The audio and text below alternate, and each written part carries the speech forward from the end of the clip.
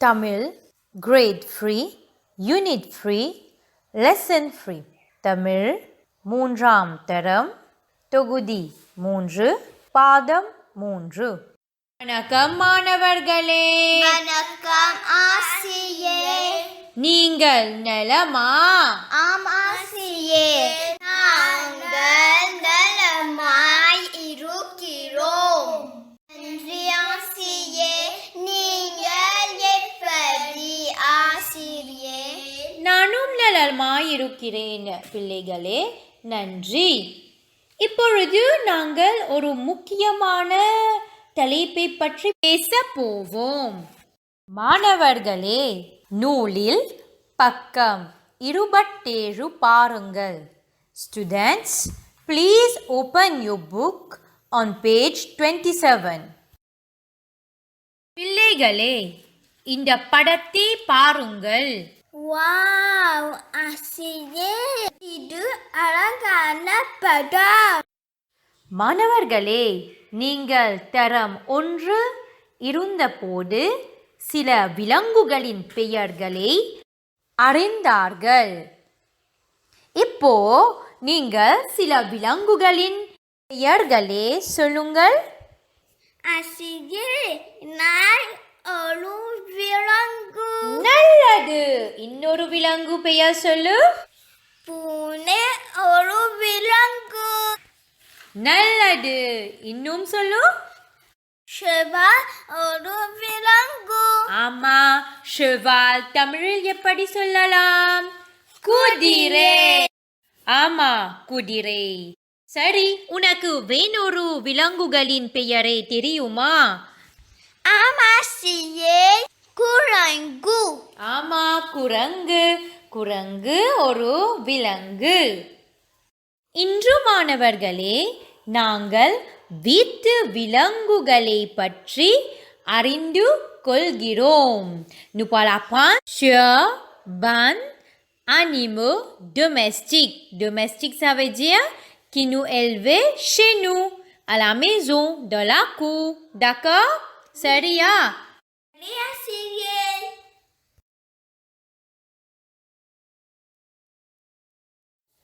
சரி, உனக்கு மிக்க பிடித்தமான விலங்கு எது? மிக்க பிடித்தமான என்றால் மிக்க பிடித்தமான veut dire ce que tu aimes, ce que tu préfères, l'animal que tu préfères. C'est quoi? ஆசிரியே, எனக்கு குதிரை பிடிக்கும். ஓ, அப்படியா? உனக்கு குதிரை மிகவும் பிடிக்கும். நல்லது.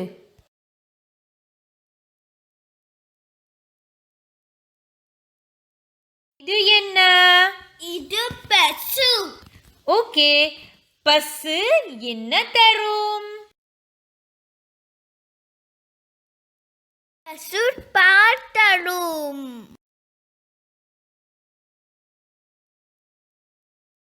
பசு அது என்ன தின்னும்?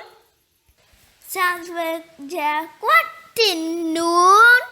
தின்னும் என்றால் சாப்பிடு. பசு, இப்போ சொல்லு. பசு என்ன தின்னும்? Qu'est-ce qu'il mange? De l'herbe. சரி, லேப் தமிழில் எப்படி சொல்லலாம்? பசு புல் தின்னும். எப்படி சொல்லலாம்? பசு புல் தின்னும். மாணவர்களே, இப்போ நாங்கள் வீட்டு விலங்குகள் என்ற பகுதியை பார்க்க போவோம். முதலில் நான் படிப்பேன்.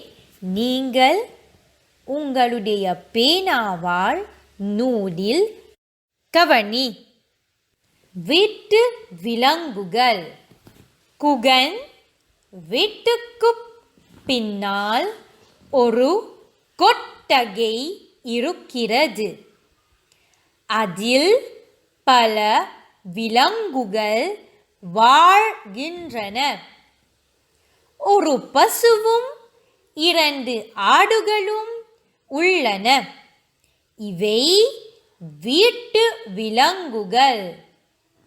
பசு புல் தின்கிறது. அது பால் தருகிறது.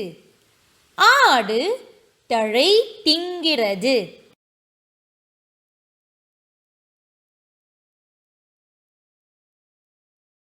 இப்பொழுது பகுதியே நீங்கள் கவனமாக படி.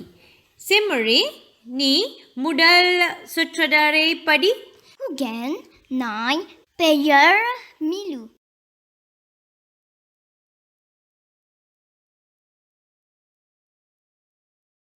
குகன் நாய் பெயர் மிலு. இந்த சொற்றொடரை யாருக்கு புரிந்தது? Qui s'en a qui comprend sa phrase? நானாசியே. சொல்லுமா என்ன அர்த்தம்? Kugan, நாய், appelle மிலு.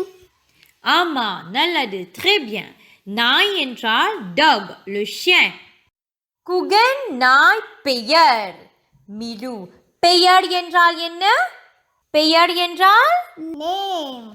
சரி, ஓகே. உன் பெயர் என்ன? பெயர் சென்மொழி. உன் பெயர் என்னப்பா? பெயர் பஞ்சோதி பிளகத்தன். ஆமா, நல்லது.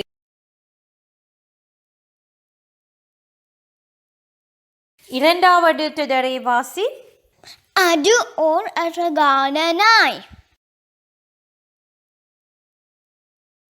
அது என்றால் it or a. அழகான, beautiful, joli, நாய், dog.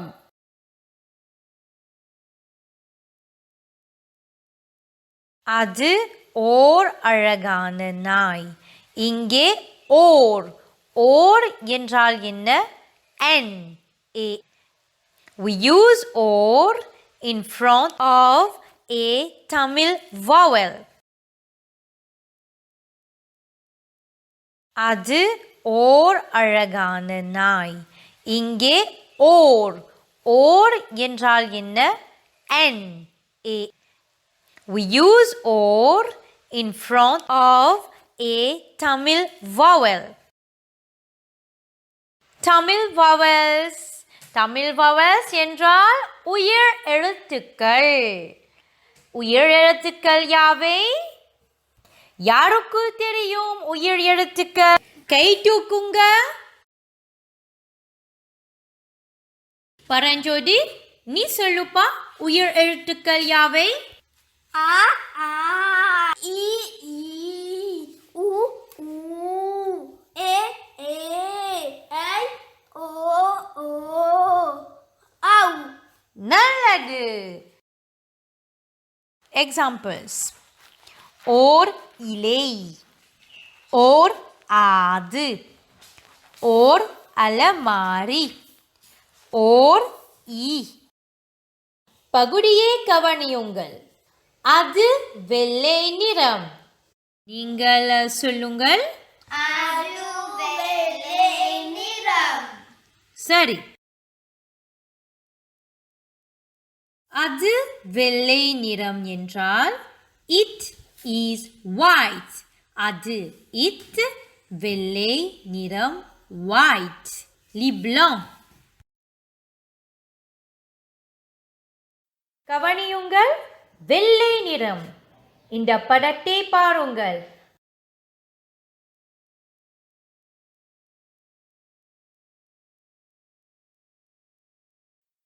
இன்னொரு தொடரை பகுதியில் படிக்க போவோம்.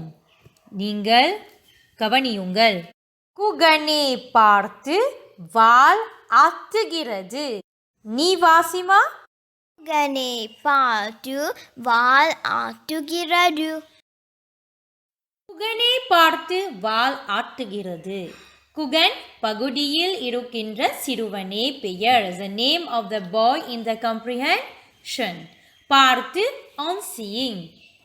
பார், அது வினைச்சொல். பார். வால். வால் என்றால் tail. Cela que. ஆட்டுகிறது. wax. Il bouge cela que. Est-ce que mon chien bouge de la queue? Parce bien content. Oui, là nous trouvons, dit bien content quand il trouve Kugan. அவர்களே, இங்கே கவனியுங்கள். பிரித்து எழுது. குகனே என்ற சொல் நாங்கள் பிரிக்கும் போது குகன் கூட்டல் ஐ ஆகும். இங்கே வேற்றுமை ஐ இருக்கிறது. அடுத்து மகனே. மகனே என்ற சொல்லி பிரிக்கும் போது மகன் கூட்டல் ஐ. அரசனே. அரசன் கூட்டல் ஐ. வேலனே. வேலன் கூட்டல் ஐ.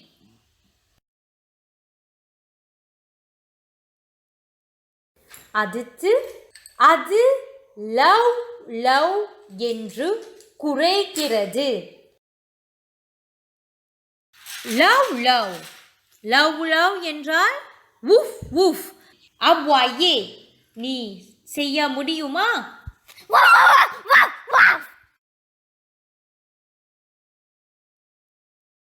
அது லவ் லவ் என்று குறைக்கிறது.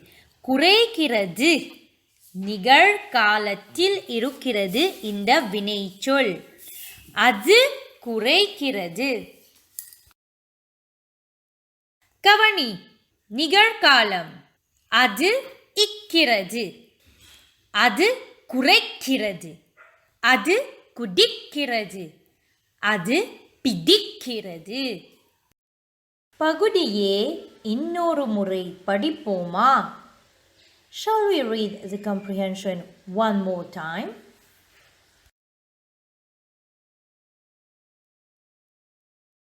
வீட்டு விலங்குகள். வீட்டு விலங்குகள். குகன். குகன். வீட்டுக்கு பின்னால். வீட்டுக்கு பின்னால். ஒரு கொட்டகை. கொட்டகை. இருக்கிறது. இருக்கிறது. அதில் பல விலங்குகள் வாழ்கின்றன. ஒரு பசுவும் இரண்டு ஆடுகளும் உள்ளன. அவை வீட்டு விலங்குகள். பசு புல் தின்கிறது. அது பால் தருகிறது. ஆடு தழை தின்கிறது. நல்லது.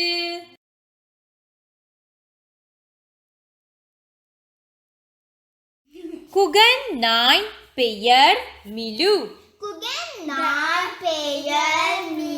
அது ஓர் அழகான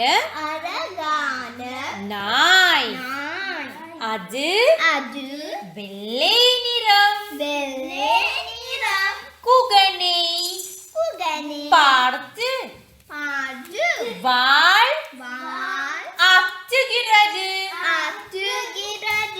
அது லவ் லவ் என்று குறைக்கிறது.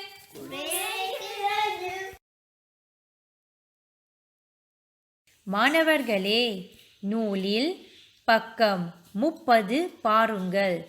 Students, please open your book on page 30.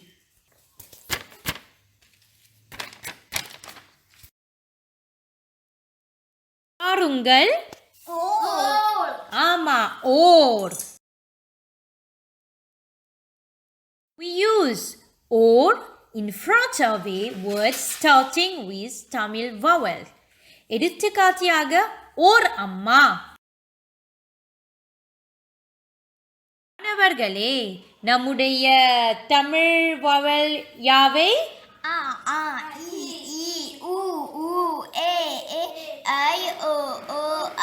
நல்லது.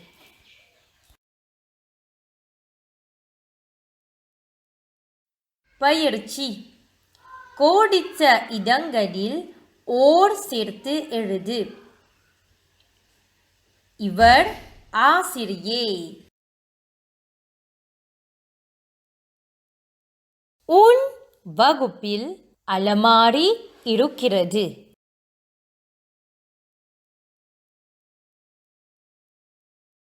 விடை உன் வகுப்பில் ஓர் அலமாரி இருக்கிறது. விடை இவர் ஓர் ஆசிரியை.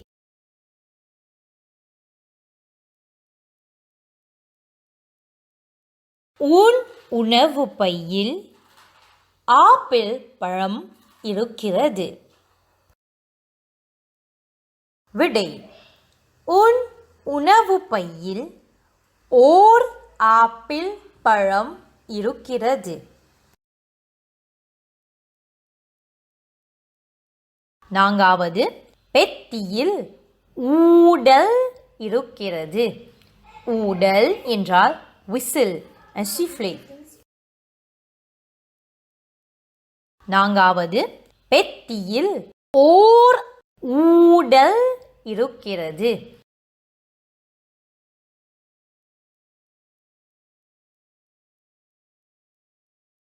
ஐந்தாவது, கொட்டகையில் ஆடு வாழ்கிறது.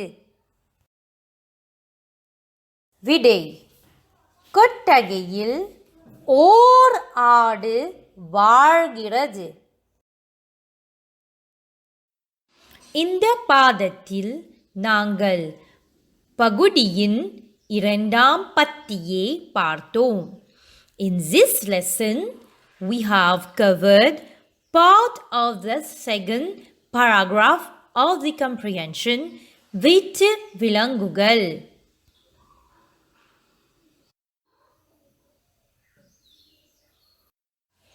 Recap.